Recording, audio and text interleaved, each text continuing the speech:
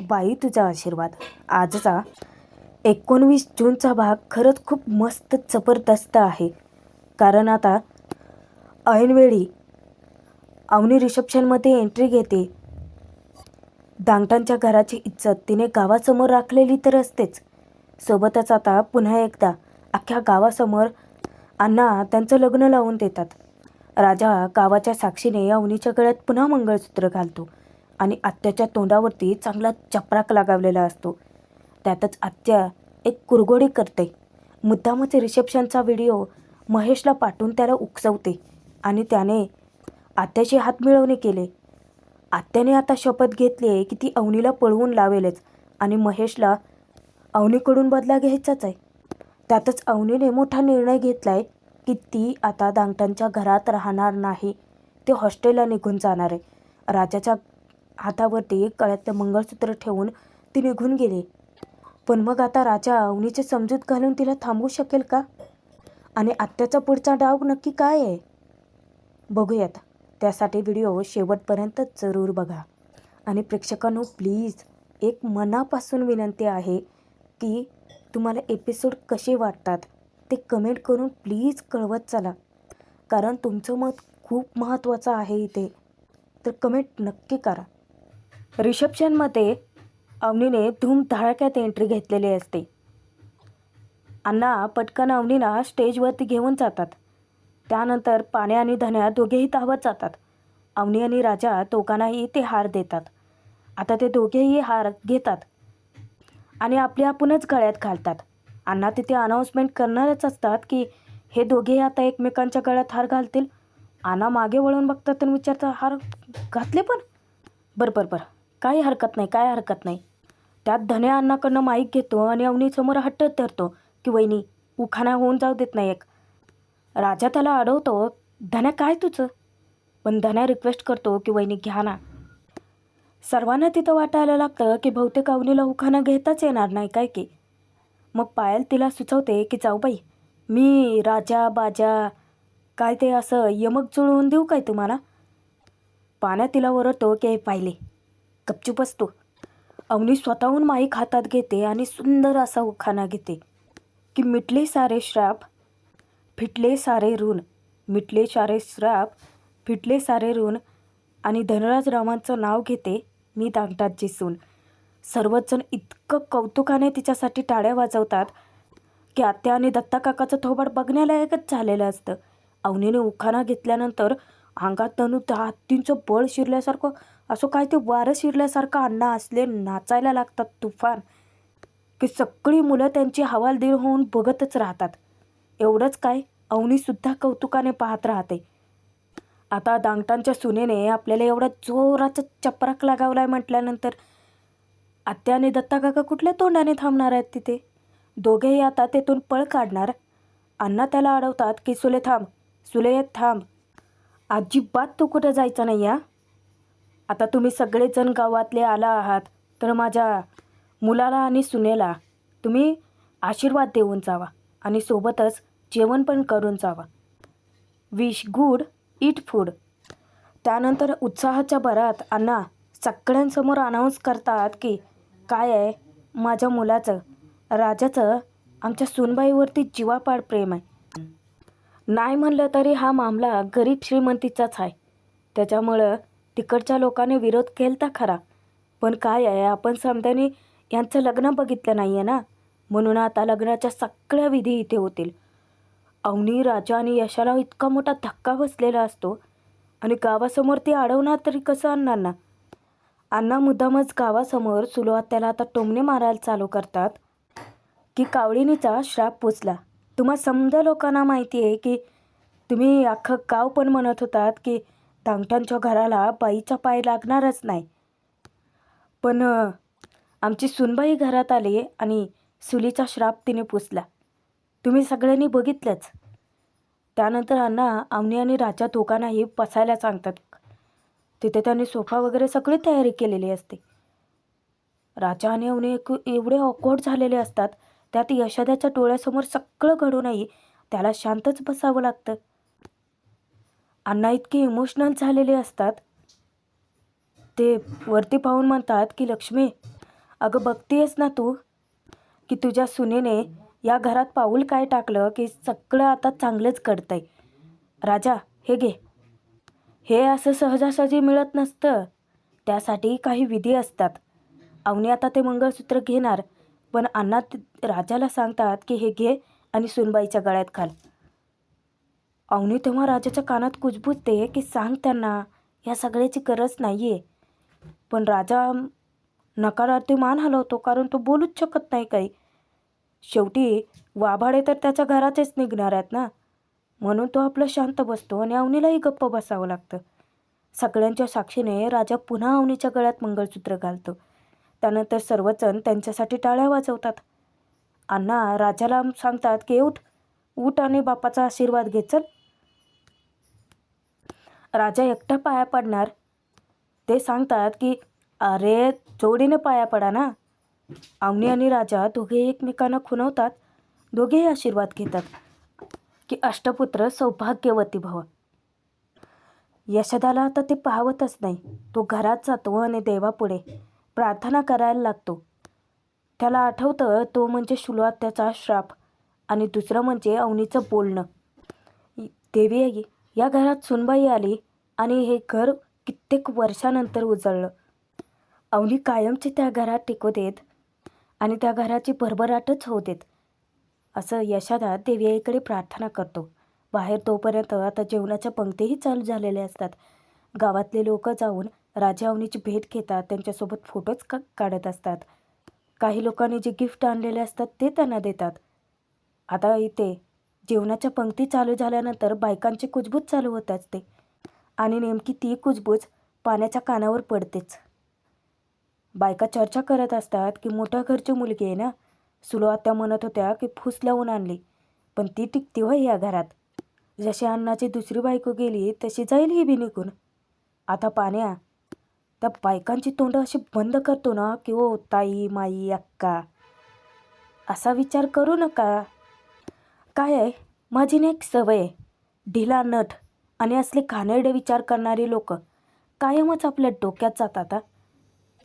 पण त्यांना कसं आवडायचं ते बी बरोबर माहिती आहे. सांब्या पाणी दे रे ह्यांना थंडगार. सांब्या पाणी घेऊन येतो आणि त्या बायकांना ताकीद देतो की काय आहे, पाण्याचं डोकं जरा जास्त गरम झाले, थंडगार पाणी पिऊन शांत व्हा. पाण्या त्या बायकांना धमकी देतो की दांगटांच्या घराबद्दल आणि आमच्या वहिनीबद्दल असा विचार केला ना तर याद राखा. तिकडे फोटोशूट चालू असताना नमी आणि पायल दोघेही धावत जातात. अवनीला पायल म्हणते की जाऊबाई नाही म्हणजे सॉरी मगाशी आम्ही दोघींनी लईच पकवलं ना. आमच्या बडबडीला वैतागून तुम्ही आमच्यावरती वचकर्म चकलात. नमी म्हणते की माझ्या नाही तुझ्या बडबडीला. त्या दोघीही फोटो काढतात. धन्या त्यांना सांगतो की हे झालं का तुमचं, चला चला निघा इथनं निघा, आमचा फॅमिली फोटो घ्यायचा आहे. अण्णा आता आणि म्हणतात की काय रे, बापाशिवाय फॅमिली फोटो पूर्ण होतो का या. ते जातात. अवनी आणि राजाच्या बरोबरमध्ये बसतात, मस्त आपला गॉगल वेगल घालून. आता यशोदा धन्या पाण्यात तिघे असतात. त्यांचा मस्त असा फॅमिली फोटो काढला जातो. त्यानंतर धन्या नमीला हाक मारतो की नमे अगं उगं म्हटलं होतं ये तू पण ये. पायल पाण्याला विचारते की पानू मी पण येऊ का. पाण्या तिच्यावरती वचकतो की तुझं काय काम आहे आमच्या फॅमिली फोटोत, तू काय आमची फॅमिली आहे का. आता ती तोंड पाडूनच रुसून बसते की, पण अण्णा म्हणतात की ये का तू पण ये, आणि ती धावतच जाते. त्यांचा असा सुंदर मस्त फॅमिली फोटो काढला जातो. थोड्या वेळाने अण्णांनी स्वतः लास्टच्या पंक्तीला जेवायला वाढायला सुरुवात केलेली असते. सांब्या त्यांना सांगतो की तुम्ही पण जेवायला बसा. अण्णा म्हणतात की नाही रे माझं पोट तुडुंब भरलं आहे. त्यात नमी अण्णांना सांगते की मामा मी ना पळते आता, तुझी ती सक्की बहीण खार खाऊन बसली असेल माझ्यावरती, जावं लागेल मला. अण्णा ताकीद देतात की नमे गुपचूप तिथं जेवायला बस, चवल्याशिवाय अजिबात जायचं नाही. नमी पायलला हाक मारते. आता पायलचा ड्रामा चालू होतो. इतकं डोकं खाते ना पायल पाण्याचं, मला कोणी जेवायलाच विचारलं नाही. आता मी पण उपाशी आहे ना, पण आपलंच माणूस खोटा आहे त्याला मी तरी काय करणार.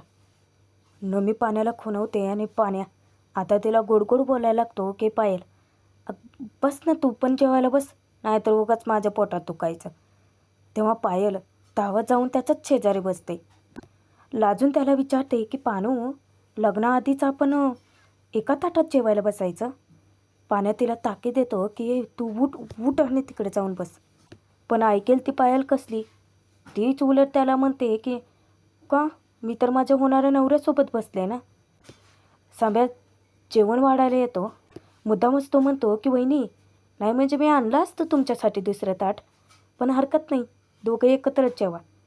पाण्या तिला ओरडतो की सांब्या, बचकाळे ना तुला आता, जा तिच्यासाठी दुसरं ताट घेऊन ये. राजा अवनीला गावातले लोक शुभेच्छा देतात, त्यांना गिफ्ट देत असतात. तर यशाचं लक्ष तिकडेच असतं आणि नमीचं लक्ष यशाकडे जातं. काही केलं यशाचा चेहरा इतका अस्वस्थ असतो की काय नेमकं त्याचं बिनसले तेच त्याला कळत नाही. नमी जाते आणि विचारते की यशा, तू एवढा सॅड काय? यशादा तिला सांगतो की नाही काय नाही, तुझा जेवायला बस.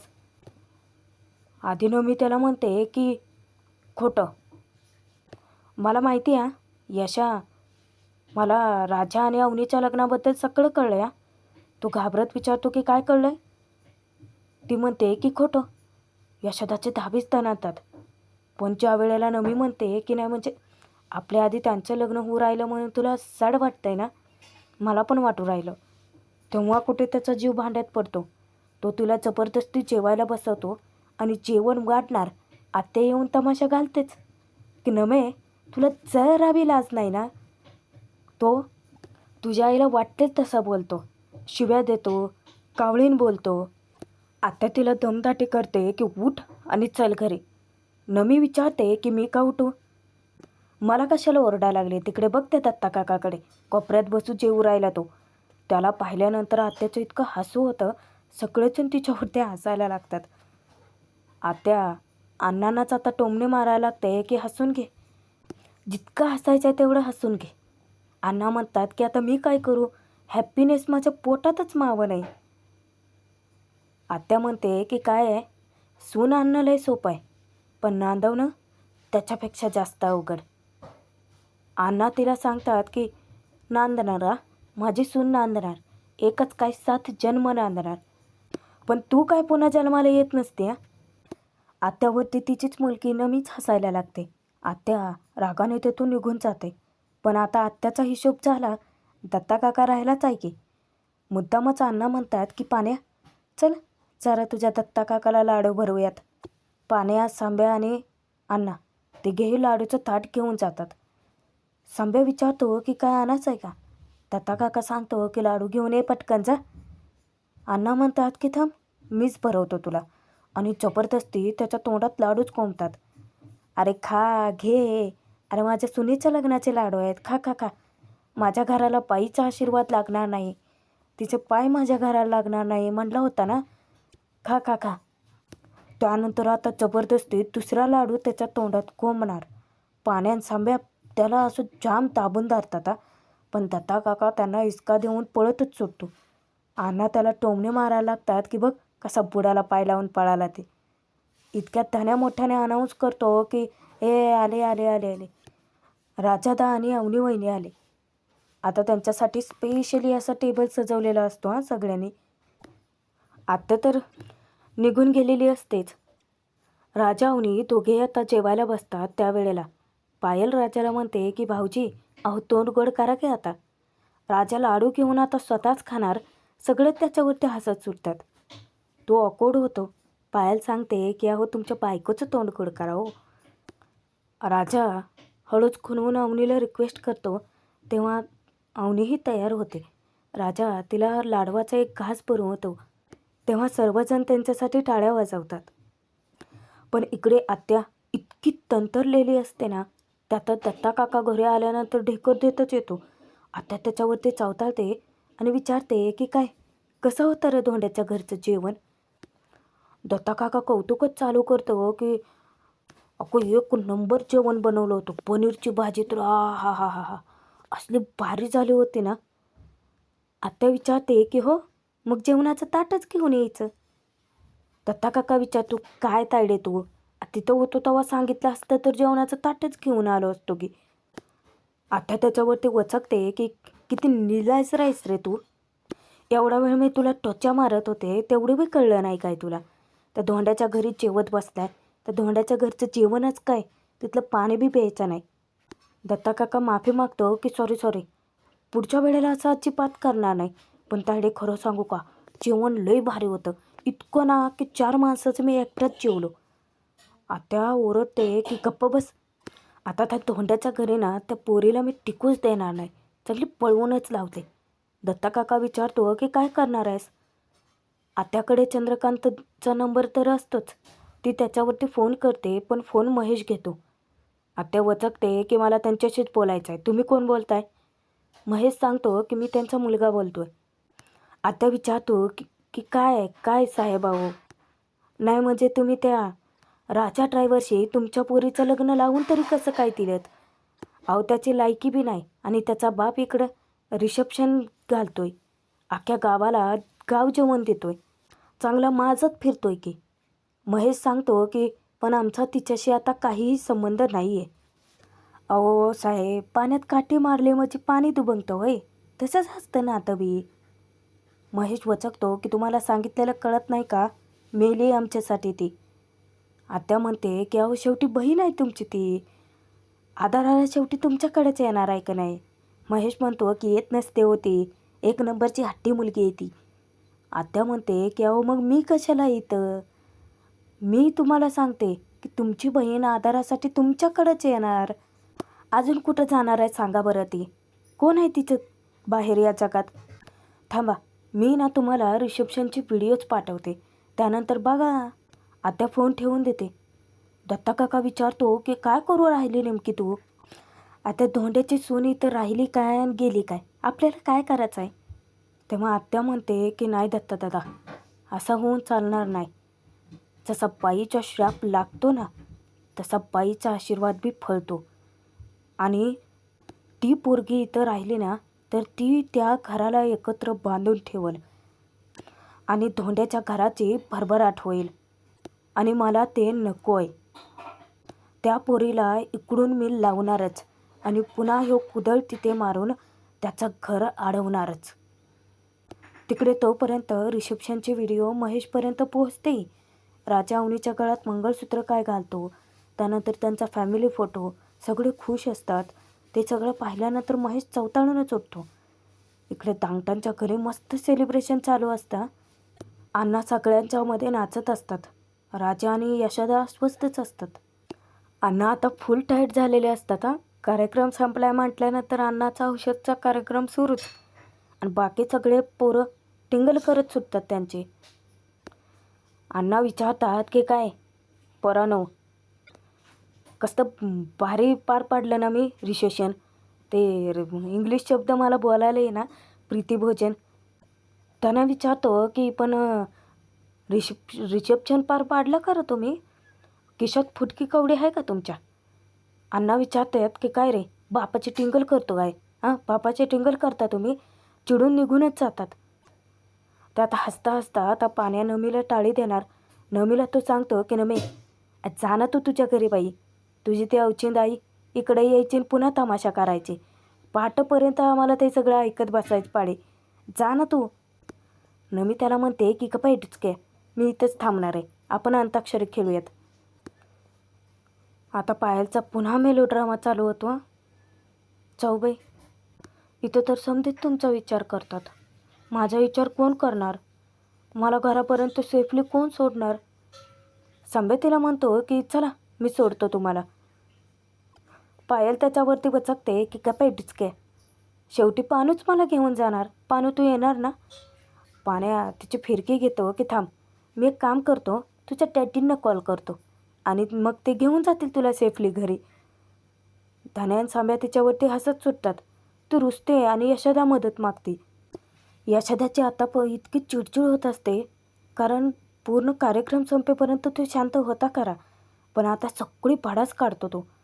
पायलवरती ओरडतो की तुम्ही सगळेजण आलात, आभार आहे, पण निघा आता. सांब्याला तो पायाला सोडून यायला सांगतो. पाण्या म्हणतो की अरे तेच म्हणून राहिलो ना मी. यशोदा त्यालाही वचकतो की गप्पे. नमी येते आणि त्याला समजावण्याचा प्रयत्न करते. नमीलाही तो जायला जागतो. आता न मी चिडते आणि म्हणते की बरं आहे तुमचं, गरज सोडून वैद्य मरो, चालले मी माझ्या घरी. त्यात पायल पण चिडून निघून जाते की हाय माझी गाडी, जाते माझी मी एकटी. पाणी आणि धन्या आता चेष्टा करण्याच्या मूडमध्ये असतात, पण यशोदा नाही आहे ना. तो त्या दोघांना वचकतो की काय रे तुमचं. धनाला विचारतोय की कॉलेज नाही आहे का उद्या. हां, कॉलेजला जर नाही ना गेला चापटवी ना तुला, चल जा आतमध्ये. त्या दोघांनाही कळत नसतं की यशाला अचानक काय झालं आहे, इतकी का चिडचिड करतोय तो. आता यशोदा राज्याला बोलायला येणार इतक्यात अण्णाच येतात. अण्णा राज्याचं कौतुक करतात की I am proud of you. नाही म्हणजे पोरगी पळवून आणली, बाई तुझा आशीर्वाद ग. ते त्यांचं तालात दंग येतात, ते नाचत सुटतात. यशोदा कसा बसा तरी त्यांना समजतो की अण्णा चला चला, जेवले नाही आहेत तुम्ही, चला. अण्णा सांगतात की माय स्टमक इज फुल. तरी यशोदा घेऊन जातो. राजा मनातच अवनीचे आभार मानतो की अवनी मॅडम, लाख लाख थँक्यू. आज तुम्ही माझ्या घराची इज्जत अख्ख्या गावासमोर वाचवलेत. देवी आई त्यांची सगळी स्वप्न पूर्ण कर ग. पण या झाल्या प्रकारामुळे अवनी मात्र प्रचंड नाराज झालेली असते. प्रेक्षकांनो, आजचा भाग इथेच संपतोय, पण पुढे मोठा ट्विस्ट आला आहे. कारण अवनी राजासोबत वाद घालते की हे बघा, आपण उद्याच्या उद्या हॉस्टेल शोधायला जाणार आहोत आणि तुला माझ्यासोबत यावं लागणार आहे.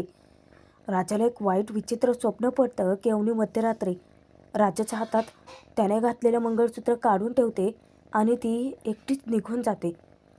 आणि तो घाबरून उठतो आणि अख्ख्या घरातल्यांनाही उठायला सांगतो. तो मोठमोठ्याने कांगावा करतो की अवनी मॅडम घरात नाहीच आहेत, अवनी मॅडम निघून गेलेत. आता तो इतर सगळ्यांनाही घाबरवून ठेवतो. पण पुन्हा एकदा आत्याचा मोठा पचका होणार आहे, कारण अवनी कुठेही जाणार नाही आहे. ती आता कायमची टांगटांच्या घरी राहणार आहे. तर प्रेक्षकांनो, या मालिकेचे पुढचे एपिसोड पाहण्यासाठी सबस्क्राईब जरूर करून ठेवा, जेणेकरून सर्व भाग तुमच्यापर्यंत पोहोचतील.